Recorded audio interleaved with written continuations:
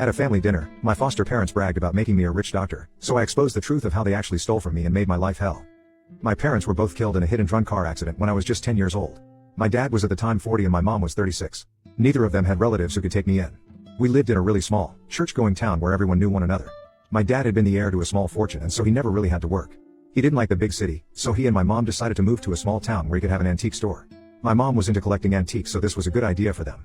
I would have had to go the orphanage route when they died, but this couple from the church, who I will call Mr. and Mrs. Jones, made this big to-do in church about how a little girl needs a loving home, and God has given us this joyous task of bringing her up in our home and hearts. It's been a long time and I don't remember if those were Mrs. Jones's exact words, but they did say something cringeworthy like that. So in the end, Mr. and Mrs. Jones ended up becoming my foster parents. The Jones had their own daughter Lily, who was a year older than me. That should have meant we would be super good friends, but Lily had her own thing going and practically ignored me. I can write countless stories of how Lisa manipulated everyone around her and would blame me for random things.